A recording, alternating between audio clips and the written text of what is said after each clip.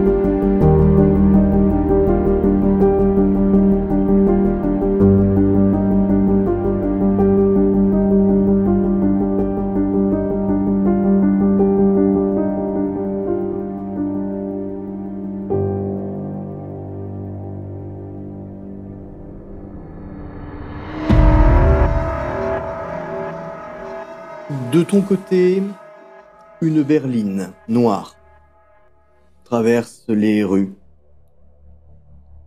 Il est à peu près 22h maintenant, ça t'a pris un peu de temps pour te lever. Ton véhicule finit par se garer devant un ancien entrepôt désaffecté. C'est un endroit que tu avais choisi spécifiquement parce que c'est un endroit isolé, tranquille. L'adresse avait été transmise aux bonnes personnes, au bon moment, en temps voulu. Ça ne te prend que quelques minutes pour descendre de ta voiture, récupérer les quelques affaires dont tu as besoin. D'ailleurs, qu'est-ce que tu récupères dans ton véhicule ? Je récupère le strict nécessaire, c'est-à-dire mon équipement de combat, on sait jamais, ça peut servir, et puis vu mes habitudes, ça tient dans une poche.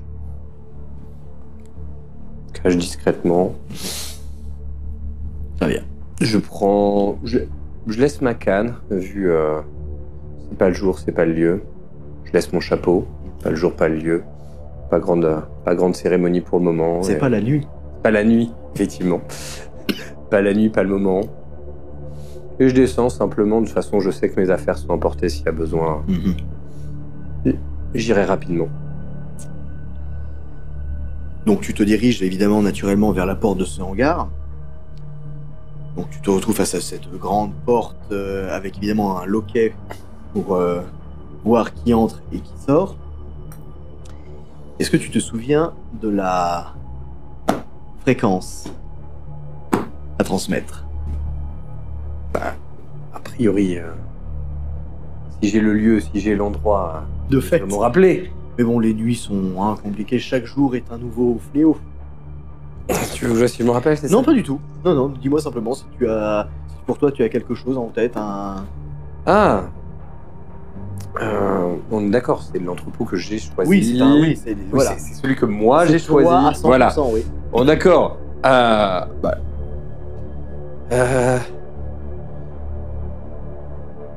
Je pars du principe que oui, effectivement. C'est quand même mieux si je l'ai décrit que voilà. Donc effectivement, j'étais d'humeur joueuse lorsque je l'ai décrit, donc du coup. Oh, monsieur Cicéron. La porte s'ouvre très lourdement. C'est un homme patibulaire qui t'ouvre le passage. C'est... Monsieur, tout est en place. Bien. Bonsoir. Il s'écarte, évidemment. Bonsoir. Tu rentres donc dans un établissement, je rappelle, c'est un vieux hangar désaffecté, mais qui a été décoré avec des espèces de draps de soie rouge. On a installé un bar, un meuble qui a été spécialement fabriqué et déposé pour. Tu as une espèce de grande esplanade qui ressemble davantage à un ring et tu as déjà des gens qui sont en train de se travailler au corps, qu'ils soient en train de s'échauffer ou pas, à ce stade-là, t'arrives, il est 22h, tu peux te poser des questions. Les joueurs habituels ne sont pas encore arrivés. Tu connais d'ailleurs certains des noms, je veux dire, au bout d'un moment, ça devient des habitués. On est à la maison. Oui, quelque part, toi, bref, c'est ton Fight Club et on n'en parle pas. Le jeu en lui-même de ce soir, tu as des petits nouveaux qui veulent s'essayer à la boxe clandestine, c'est des petits jeunes. Bon, est-ce que ça peut être des nouveaux talents? Bon, t'as assez d'ancienneté dans ce milieu pour te dire, ouais, peut-être il y en a un, deux, Au pire, ça ferait du divertissement. Et ça fera monter les enchères, ça fera monter les gains. Exactement. Il y a toujours des gens pour parier sur la nouveauté et enfin, surtout voir le temps qu'ils vont durer. Dans ton personnel se trouve Sadie, qui se trouve d'ailleurs du côté du tableau des enchères. cotes. Ah, des cotes, oui. Des cotes.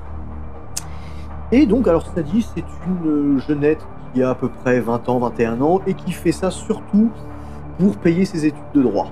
Après tout, quelle meilleure façon d'étudier la loi que de la connaître de l'intérieur.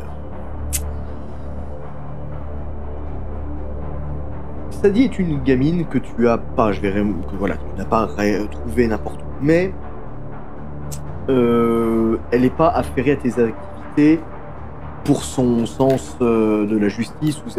C'est une jeune fille qui a quand même quelques qualités, au-delà de son côté cultivé. En fait, elle dénote la plupart des bourrins avec qui tu travailles. Donc Sadie, en fait, est déjà en train elle est déjà en train d'échanger les coups de téléphone. Oui, je sais. On a beaucoup de combats pour ce soir. C'est beaucoup de... Ah, attends, une seconde. Patron. Oui. Oui, excusez-moi. Oui, Sadie, plus. C'est Nicolas, le gars de Paris. Il veut savoir combien est la cote ce soir. Bonsoir, monsieur Nicolas. Cicéron, oui. Nicolas est un habitué, sauf qu'en fait lui ne se déplace jamais parce que c'est un homme qui a beaucoup de responsabilités et en fait t'es même pas sûr que Nicolas soit son vrai nom. Mais il insiste sur le Nicolas. Oui. Donc Nicolas c'est un homme qui a à la voix de l'âge, mais un certain âge.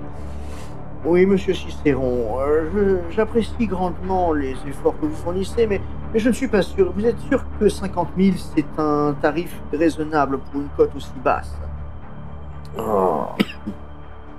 Il y a de la nouveauté ce soir. Et la nouveauté... Je ne suis pas homme à fréquenter la nouveauté, monsieur Cicéron, vous me connaissez. Eh bien, dans ce cas-là, peut-être que vous pouvez parier sur des combats plus classiques. Vous voulez que je revienne au temps des combats de coq? Ce n'est pas ce que je voulais dire. Je voulais dire que, certes, il y a plusieurs combats en ouverture, nous intégrons de la nouveauté, mais nous aurons un classique pour finir la soirée. Oui, j'ai cru comprendre que vous aviez ramené Hercule. Oui. Mais, à vrai dire, je peux dire que Hercule a quand même un certain âge maintenant, et il se bat toujours aussi férocement. Non, pensez-vous que je l'aurais laissé revenir si il n'avait pas gardé sa hargne? Mettez 25 000 sur Hercule. Donc Sadie est déjà, en fait, elle entend déjà l'appel, elle est déjà en train de noter sur la cote. Comme quoi tu es déjà en train de rentrer 25 000. C'est-à-dire, Nicolas c'est un gros joueur, très gros joueur.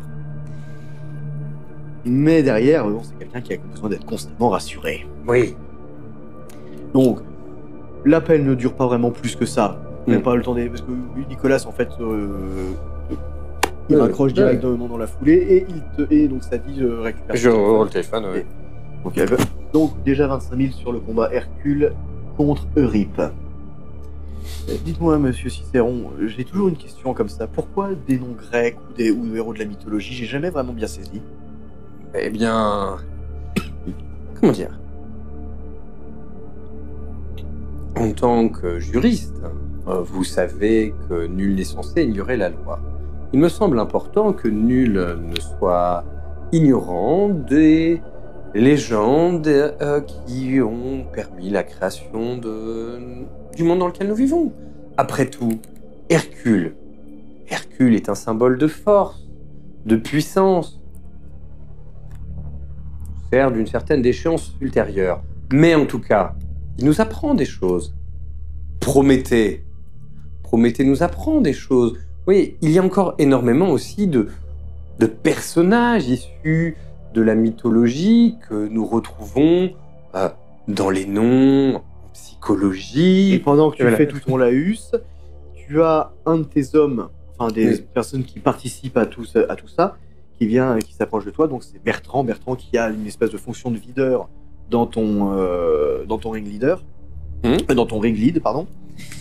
Et qui s'approche de toi, donc c'est un homme évidemment qui est assez impressionnant. C'est pas le gars patibulaire qui était là. Oui, j'ai bien compris. En fait, c'est pareil, un gars qui est à peu près comme moi maintenant, c'est-à-dire avec une veste, un col roulé, et même tu as une petite chaîne en or.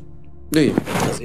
Bertrand, c'est un gars qui a, pareil de l'ancienneté, c'est un gars qui a fait de la tôle, il a été... Bref, c'est un gars qui a un passif. Oui, mais chacun a besoin, enfin chacun a le droit à une seconde chance, voire une troisième. Ou une sixième dans son cas. Voilà. Dans son cas, c'est plus une sixième. Donc Bertrand, c'est un gars qui est quand même sage, qui connaît le milieu. Il arrive en fait en tenant une pochette. Il y a l'Italien que vous aimez pas qui est revenu. Lequel? Aldo? Il dit que vous partagez les mêmes cercles et que c'est apparemment important. Je vais aller voir ce qui se passe. Ça dit, nous finirons cette discussion plus tard. Oui, bien sûr, de toute façon, quand on... Les paris à plus, effectivement. Oui. Mais écoutez, si l'occasion se présente avant de partir, nous finirons cette discussion. Ok, patron. Alors, donc, Hercule, la cote vient de passer à 27 000. Alors, elle se remet au travail. Bertrand t'accompagne. Dans la foule, qui est, je rappelle, assez légère à ce moment-là, tu as quand même 3 mecs manifestement me fais pas chier, je te ferai pas chier. Oui. Et dans le lot, tu as un gars assis qui porte un costume qui est relativement, je vais dire, commun. Honnêtement, t'es mieux sapé. Oui. Sur le principe, t'es mieux sapé. Mais et pourtant, je suis venu détente aujourd'hui. Ouais, mais en fait, il a bon, pareil, par contre, chemise gris anthracite, avec une cravate assez rouge, mais il a une espèce de petit crâne en guise de bijoux de cravate. C'est bien Monsieur Rosselli. Oui, c'est un homme donc avec un bouc, mais même à ce moment-là, avec la luminosité qui lui est favorable, il a quand même un teint très grisâtre. Donc, Aldo qui a en fait une espèce d'air un peu impérieux, et Aldo, tu le connais, c'est le don de Darvois. Il représente le clan Ekat ici. Il a une autorité politique conséquente. C'est un invité, c'est un habitué. Il vient mais lui il ne vient pas forcément jouer. Il vient profiter. Vient profiter de la violence. Aldo a ce truc avec les gens. Les gens ne l'aiment pas. Ils ne l'aiment pas parce que c'est un membre du clan Ekat. Mais au-delà de sa couverture, qui est celle d'un ordonnateur de pompes funèbres, il a cette réputation d'être un homme qui ne négocie pas, qui ne transige pas. Donc Aldo est un homme qui te voit arriver. Ah, Cicéron très cher. Monsieur Rosselli. Donc il se lève. En fait, il se lève même pour te saluer. Oui. Je ne m'attendais pas forcément à ce décorum, mais je dois dire qu'il s'y est parfaitement. Oh, il est toujours intéressant de varier la décoration, de la renouveler, de donner un peu de peps. J'espère tout ça, un peu de vie. J'espère que vous avez préparé quelques rafraîchissements de choix ce soir. Vous aurez de quoi satisfaire une partie de vos envies, je pense. Je l'espère aussi. J'ai déjà misé sur Rive. 75 000 pour ouvrir. Histoire de savoir que la cote va marcher. Oh, je pense qu'elle devrait... Je tourne la tête, je suppose que la cote a encore monté. Non, elle est toujours à 75. Ok. En fait, parce que disons que les gens vont davantage miser sur un client qu'ils connaissent très bien. Oui. Hercule est un favori. Bien. Que dit-on chez vous? Oh. Vous savez, pour l'instant, ce sont les affaires, comme toujours. Pour l'instant, je m'assure que tout se passe bien pour ce soir. Des nouvelles du Tarasque? Je pense que j'en ai autant que vous. C'est quand même curieux que votre sénéchal disparaisse sans laisser la moindre trace.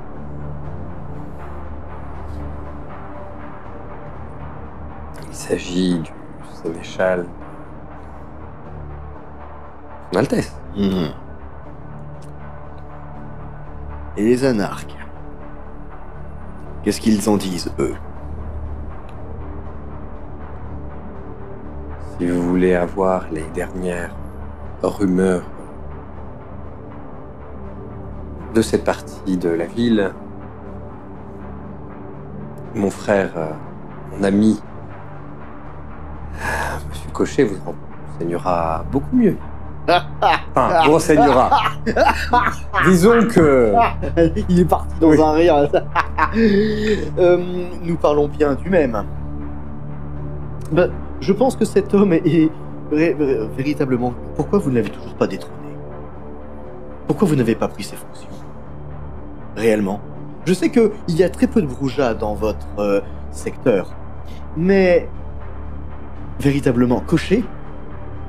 De tous? Vous savez, en échange des bons services que nous nous échangeons et par politesse, je pourrais même soutenir votre candidature. La voix du don de la voix peut avoir un certain poids. Oh.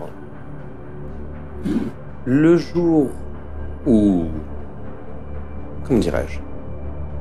Quand mon jour sera venu, mon jour sera venu. Vous savez, je ne suis pas homme à brûler les étapes. Ne devenez pas homme à brûler tout court. Il tend sa main, un de ses... Alors là, pour le coup, c'est moi qui rigole. Forcément pas qui. Un de ces hommes, en fait, lui tend en fait, tu sais, un étui à cigarette. Il lui donne... C'est en plus, tu vois, des cigarettes très... littéralement, genre, le papier est bleu, c'est des trucs... Je note la marque. Il y a pas de marque pour D'accord. en parler. En fait, tu arrives comme voilà, c'est juste que c'est clairement c'est pas un tabac que tu trouves tu peux trouver dans n'importe où, quoi, clairement. Donc c'est avec une espèce d'étui à cigarette, machin.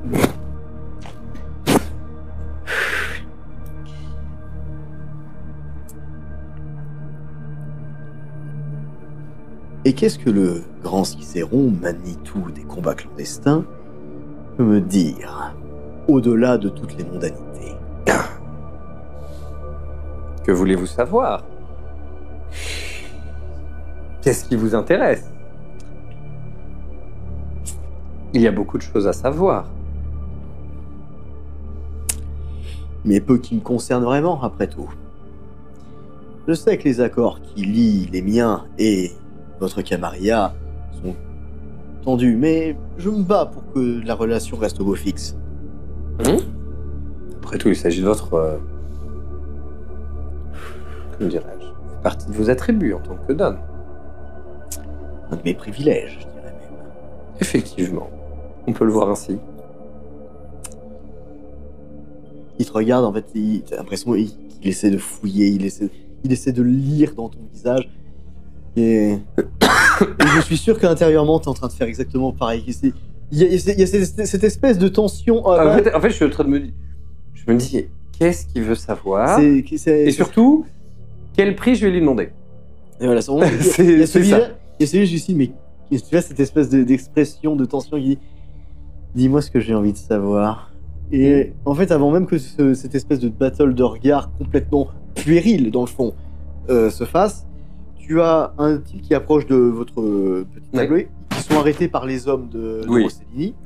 Il dit je dois parler à monsieur Bertrand qui regarde. Je regarde qui c'est. Donc c'est un pecno, tu te dis rien. D'accord. Et en fait, il approche, en fait, il se prend. Je peux. Vous voulez me parler? En fait, il se penche. Il se penche à ton oreille. T'as Bertrand qui... Attendez. Après. Attendez un instant. Monsieur, vous avez affaire, je reviendrai discuter avec vous si... comment dirais-je? Lorsque vous aurez la réponse à la question que je vous ai posée tout à l'heure. Donc en fait, Et je m'éloigne. et donc ce type en fait, il se tourne vers toi et on m'a dit que vous étiez attendu à l'Elysium. Hmm. Très bien. Apparemment, vous avez un prévôt qui convoque une assemblée. Ah. Encore ce jeu immersif. Intéressant. Et vous êtes? Là, je le regarde, vous êtes? Ah, ok. C'est bon. Bien. Où est-ce que je suis? Ah. Vous êtes au bon endroit, monsieur. Venez. Ah, vous vous rappelez pas du tout où vous êtes. Vous avez... Monsieur, vous avez pris quoi avant de venir? Je me souviens plus. Vous vous souvenez plus. Écoutez, je pense que vous n'êtes pas bien. Venez vous asseoir. Oui, Donc je l'emmène vers le bar. oui. Servez un rafraîchissement, monsieur, s'il vous plaît. Sur la bouteille de la maison? Hein? Sur la bouteille de la maison, monsieur? Oh, pas trop fort, monsieur n'est pas très bien pour l'instant. Donc il sort une petite bouteille de whisky. Voilà. Et donc ce type reste... Et en fait, il s'interroge, il la regarde.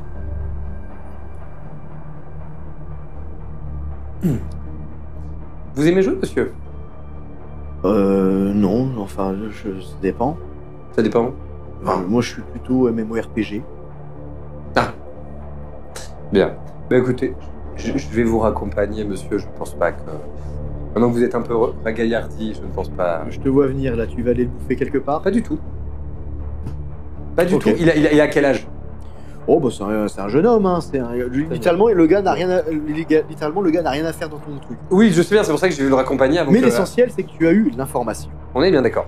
En fait, je voulais être juste sûr que cette personne... Ça te donne un argument pour te diriger vers la sortie et te permet de non, gagner c'est ton- beaucoup plus simple que ça. C'est que simplement, je te rappelle que c'est un endroit de combat clandestin. Je veux être sûr qu'il ne voit pas le lieu, l'adresse, qu'il ne s'en rappelle pas. Il s'en souviendra pas. Oui, mais je veux être sûr.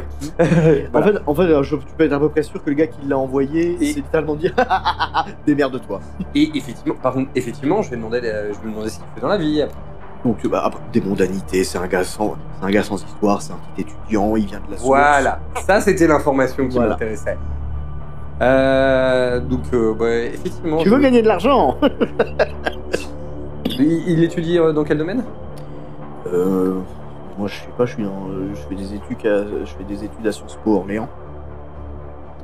Ok, je note l'information et du coup, vous m'avez pas l'air bien, je propose de vous raccompagner.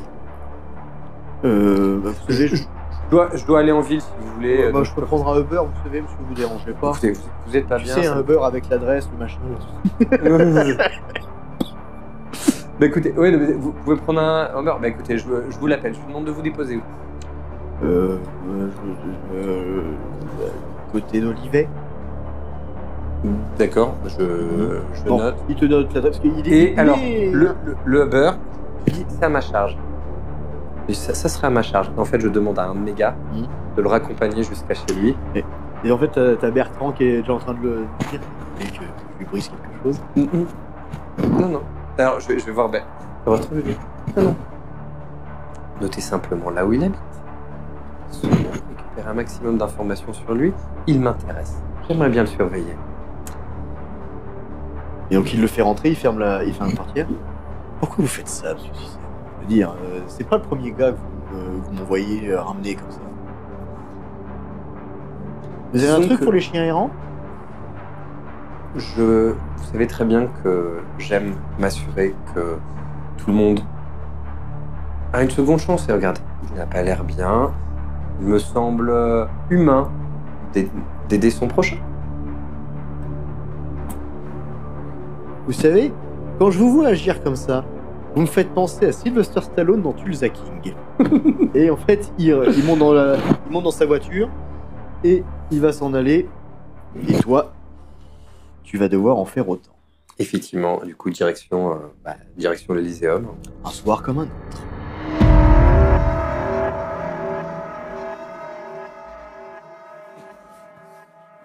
C'est une nuit comme une autre pour toi. C'est un soir où tu vas être à la médiathèque. Tu es en train de faire du classement.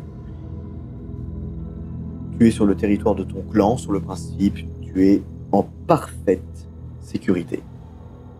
Parce que tu es au courant que la situation de ton propre clan est assez complexe en ce moment.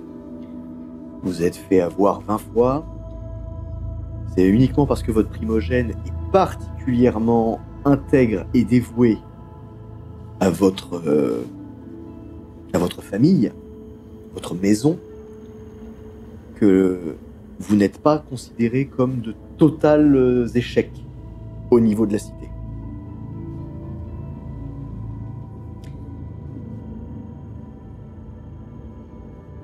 Donc tu es en train simplement de classer des vieux grimoires, des vieux livres. Attends, c'est quoi ça? Oui, ça va là. Ah non, ça c'est poubelle.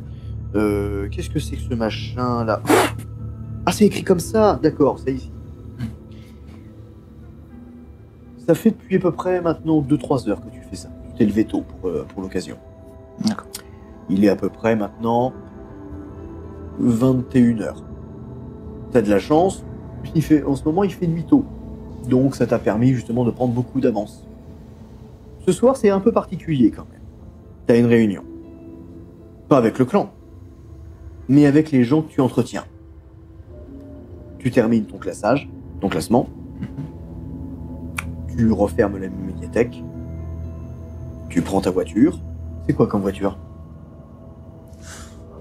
Quelque chose, un modèle simple, qui n'attire pas l'attention, couleur grisâtre. Berline, coupé. Plutôt simple 5 places. D'accord. Quand même quelque chose comme une berline quand même. Oui.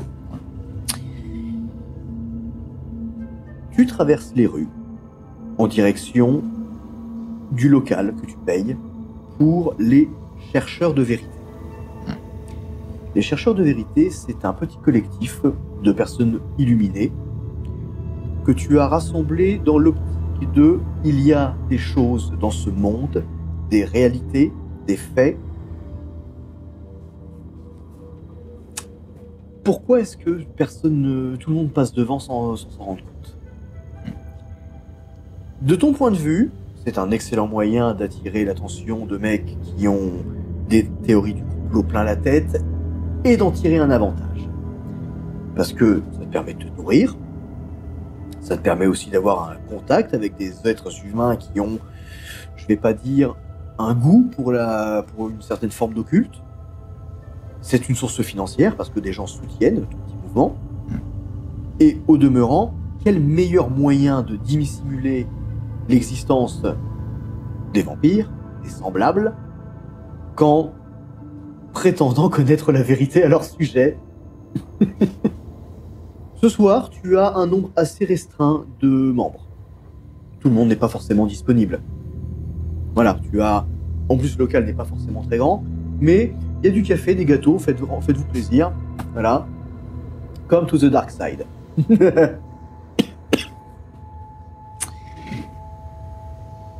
Ce soir, c'est Jacob, ton fidèle parmi les fidèles. Un gars qui est particulièrement enclin à t'aider.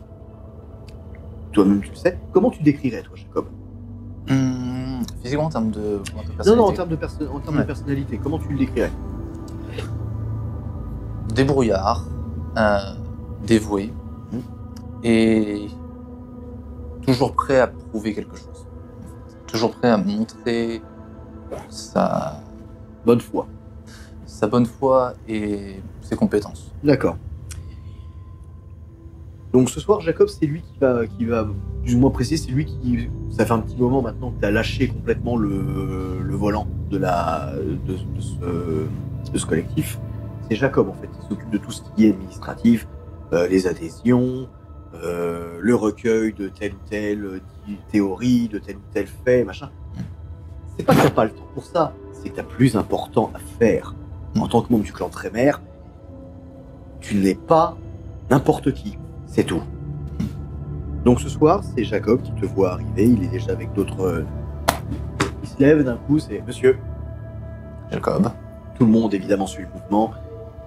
Il y a peut-être un petit côté sectaire quand même dans ton cercle de chercheurs de vérité. C'est vrai ou pas? Un tantinet. Jacob arrive, il ferme le porte-vue. Voilà, on a de nouveaux faits sur les soi-disant disparitions d'OVNI au fin fond de l'Ohio. Ok. Évidemment, pour toi, c'est grotesque au possible, mais après, la vérité est ailleurs. Et il fait un pas en arrière, il y a un côté presque martial dans ses mouvements, et il fait « La vérité !» La vérité. Donc, tous les membres de ton cercle font également le même mouvement. La vérité. Donc, tout le monde se remet au travail. Jacob, en fait, commence à marcher à côté de toi. On a peut-être d'autres pistes sur toutes ces histoires concernant des garous. On sait pas, je sais pas, quelqu'un au Mexique qui prétend avoir vu une énorme créature. Mais quand on compare avec, vous vous souvenez, quand on avait parlé de toutes ces histoires concernant des agressions dans le Gévaudan, avec les gens de la baie du Gévaudan, on a trouvé des correspondances.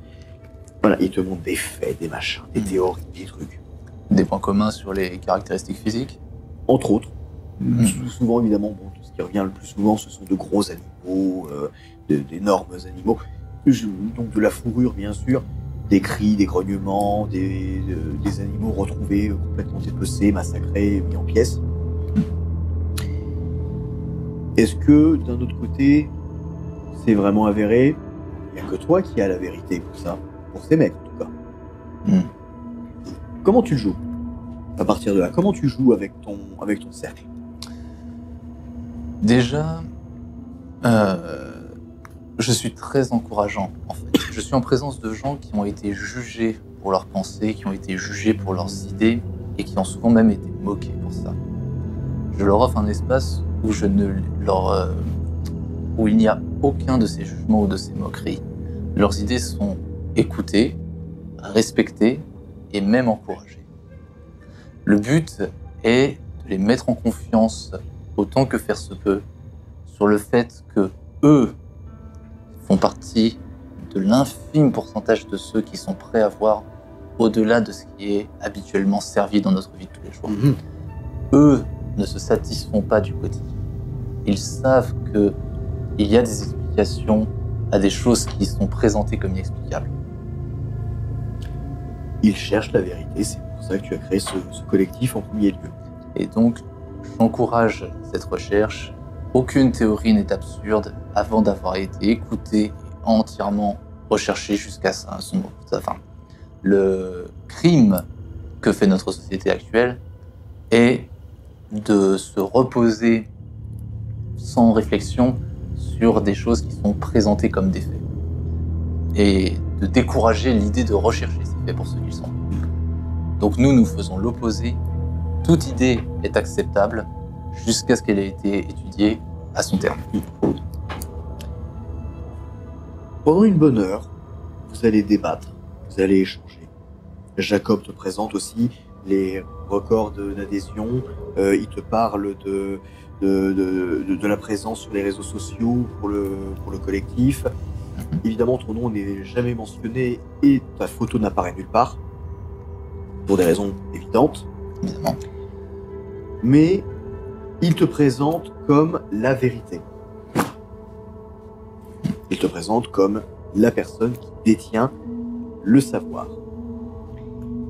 Et c'est également pour ces raisons-là que vous tapez un tas de tweets haineux en mode « vous êtes une grosse bande de sectaires ». Vous vénérez des choses qui n'existent pas. Et toi, c'est plus ou moins le genre de réaction que tu espères que les gens ont, en fait. C'est oui, ne croyez pas, n'y croyez pas. Vous nous servez en le faisant. Mais ça, c'est des choses que tu te gardes bien de dire. Ce que je dis plus ouvertement là-dessus, c'est que nous savons de toute façon que nous sommes la minorité dans cette histoire et que nous sommes face à une écrasante majorité. Mais l'intérêt n'est pas le nombre, mais la parole que nous proposons. Et c'est aussi préférable de savoir que les gens sont endormis au point de se dire « la mascarade fonctionne ». Parce que vous êtes tellement persuadés que ça n'existe pas. L'essentiel est là. continuer de nous haïr, je m'en fous. C'est justement continuer de nous haïr. Par pitié. Haïssez-nous. Ce soir, tu as un gars qui finit par arriver pendant que vous êtes en train de travailler. Donc, ce gars, tu l'as jamais vu. C'est un anonyme. Un gars dans la foule, dans la masse. C'est un nouveau membre, peut-être. Jacob lève les yeux. Bonsoir, on peut vous aider? Je viens voir Monsieur Dorian. Est-ce qu'il a l'air de savoir que c'est moi ou est-ce qu'il a l'air de regarder un peu autour? Non, mais je viens voir Monsieur Dorian. Ok. Est-ce que j'ai déjà vu cette personne avant? Il ne te dit strictement rien. C'est un gars, c'est pas un adhérent, clairement. Mais le simple fait qu'il débarque en débarranglant en disant c'est Monsieur Dorian. Oui, c'est il savait où je serais. Il savait, non seulement quelqu'un savait où tu serais, mais surtout ce quelqu'un sait comment tu t'appelles. Je m'approche de lui et fais que puis-je faire pour vous? Donc Jacob te suit parce qu'il est pas confiant. Je veux dire, t'es son ayatollah quelque part. Donc oui, tu vas quand même si jamais c'est un détraqué qui, tu sais, c'est un tweetos qui veut faire chier. Voilà. C'est Ce qui est quand même prêt à réagir. c'est un risque que je suis prêt à prendre. Et vous avez un prévôt, je crois, qui convoque une assemblée en Elysium. Je vois. Jacob qui regarde ça d'un regard curieux. Ça vous dit quelque chose, ça? Cela fait suffisamment sens. D'accord, je continue la séquence, la session avec... Je vais devoir me retirer pour cette nuit. Ok, très bien. Continuer en mon absence. Très bien, je vous ferai un rapport détaillé, vous recevrez mon mail dans la matinée. Jacob, en fait, c'est un gars qui, justement, il est tellement conquis par ce que tu fais. Il suit. Il suit le mouvement. Voilà. Mais il reprend le travail. Et le type, en fait, immédiatement... où est-ce que je suis? Oh, c'est vrai, il y avait du café. Et il se s'invite, donc Jacob regarde. Non, c'est pour les membres exclusivement, en fait. Vous êtes invité, vous pouvez tout à fait vous inscrire tout à fait facilement avec Jacob ici présent. Ah, d'accord, ok. Donc, il y va, mais t'as pas le temps pour ça. Voilà, ouais, non, juste, je laisse Jacob tourner, puis moi, Tu retournes à ton véhicule et tu pars en direction de l'Elysium. Une soirée comme une autre.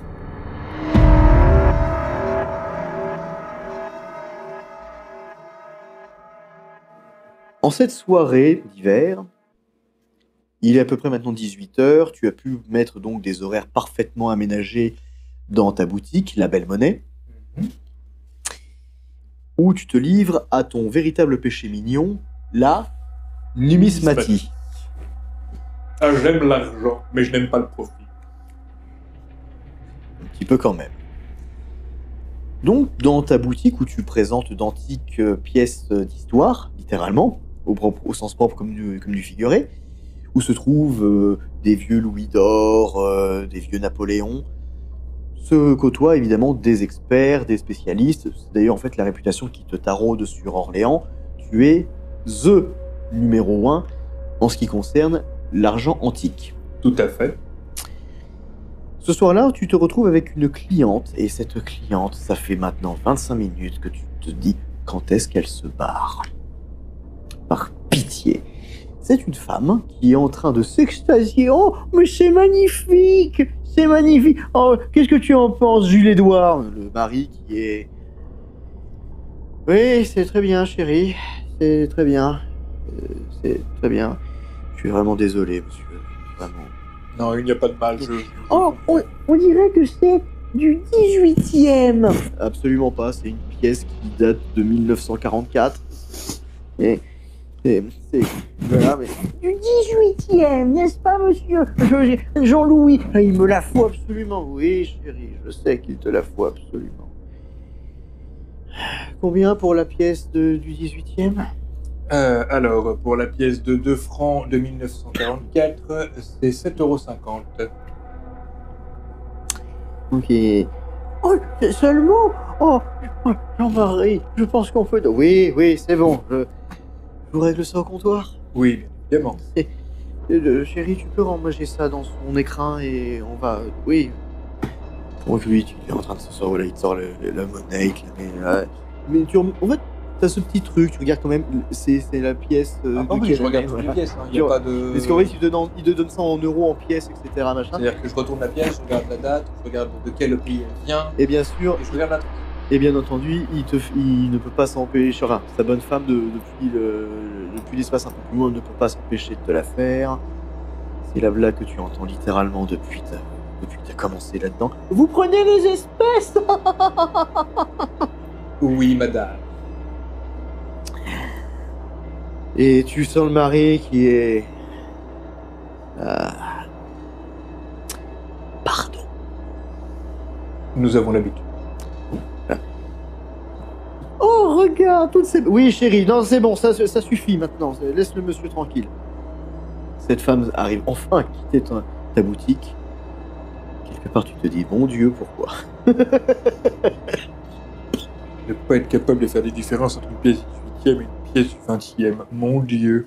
Paix au chien. Plébéien, aurais-je dit. La porte s'ouvre à nouveau. Et c'est un homme. Alors là, par contre, ça n'a rien à voir.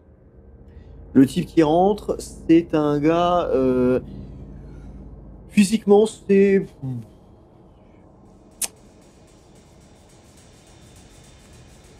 Videur de boîte de nuit sans l'astéroïde. Il a un énorme sac à la main. Là, tu es littéralement en droit de te dire, ok, je vais encore me faire braquer.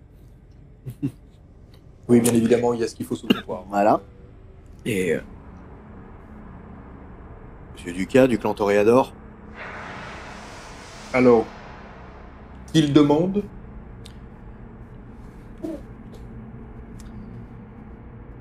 Monsieur Méret, de Paris, voudrait savoir si vous pouvez lui échanger son vieil argent.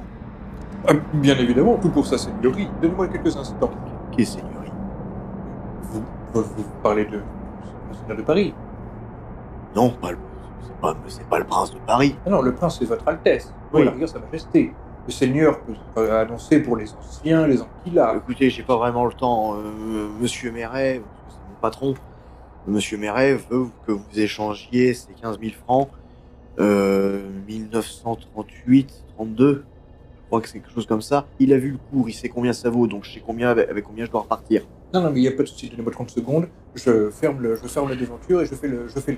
Je vous amène ça quelque part en fond derrière. Mettez ça Parce sur... que j'ai un premier sac, j'en ai un deuxième. Ah, alors, laissez ce premier sac sur le comptoir. Je vais commencer à regarder les billets et vous pouvez me ramener le deuxième dans ce temps-là. D'accord. Donc il est manifestement... Il s'est tapé la route, il en a marre le mec. Donc il repart chercher le deuxième sac, il te laisse donc découvrir la monnaie. C'est ça, donc j'ouvre... Tu découvres donc des billets qui sont dans un état parfait, littéralement sortis de l'imprimerie. Même pas froissé, même pas machin. C'est de l'argent qui a manifestement jamais réellement circulé. Billet de 500 francs bleu et rose 1931. Billet 1931. Je commence à compter. Ouais, Je compte la première liasse. Et après, je regarde combien de liasses il y a. D'accord. tu fais les comptes. Ça. Le deuxième sac arrive, il suppose. Oui, il arrive, et donc il pose ça comme ça, c'est... Voilà. Ça, pareil, je fais la même chose. Je compte la première liasse, je compte le nombre de liasses. Alors, nous disons 15 000 billets de 500 francs bleus et roses de 1931. Et ben, ça fait 3 millions d'euros. Écoutez, je vais de l'autre côté de la boutique, je vais aller retirer ça du coffre et je vous apporte ça tout de suite. Donc, je vais dans le fond de la boutique, en fait, dans le rez-de-chaussée, là où il y a le coffre-fort. Lui, en fait, il est en train de regarder tes pièces en attendant. Oui, bien sûr. Comment vous avez dit que ça s'appelait, ce genre de truc? La numismatie. Et ça marche? Pour moi, oui. Parce que c'est quoi exactement la numis machin? Alors, c'est la collection des pièces de monnaie et des billets. Ancien, donc, c'est ça le principe. Ancien, nouveau, c'est-à-dire qu'une pièce de 2 euros peut très bien être collectionnée. Une pièce de 2 euros de 2020 peut très bien être collectionnée autant qu'un Napoléon d'or. Parce que Monsieur Méret disait que vous étiez un des seuls de France à faire ça. Enfin, un des seuls semblables, je veux dire. Bah écoutez, avec ma connaissance, oui. mais je connais pas tout le monde. Hein. Je veux dire, en fait, vous prenez l'argent ancien et vous en faites de l'argent moderne. Tout à fait. Alors, ça, c'est le service que j'offre effectivement à nos semblables. C'est effectivement d'échanger leurs anciennes monnaies contre les nouvelles. C'est-à-dire qu'on a toujours besoin, l'argent évolue, on a toujours besoin de se renouveler. Vous savez, ça n'a rien à voir avec le travail, mais je crois bien que ma mamie m'avait laissé un truc genre un louis d'or, quelque chose comme ça. Alors, si vous avez laissé un louis d'or, vous pouvez me le et que vous n'en voulez pas, vous pouvez me le rapporter. Je vous payerai le prix du louis d'or en euros. Il n'y a pas de souci. Oh bah ça peut être intéressant. Tout à fait.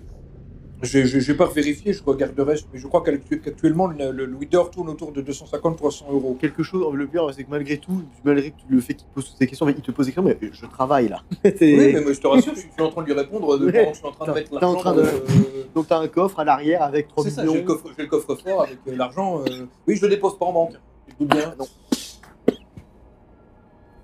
Donc tu lui ramènes évidemment les sacs. Et ça vous ennuie pas si je recompte? Non, bien évidemment que non. Donc, moi-même, j'ai compté les billets quand vous me les avez apportés. Aussi, il y a un truc que je voudrais savoir. Parce que ça, c'est le truc, c'est que c'est vis-à-vis du clan Toréador. Je veux dire, c'est pas votre argent à proprement parler. Alors, techniquement aussi, c'est mon argent, c'est mon travail, tout ça. Mais il est bien évidemment à la disposition du clan. Enfin, il est à la disposition des semblables. Okay, donc il recompte, il s'assure que ce soit pas des...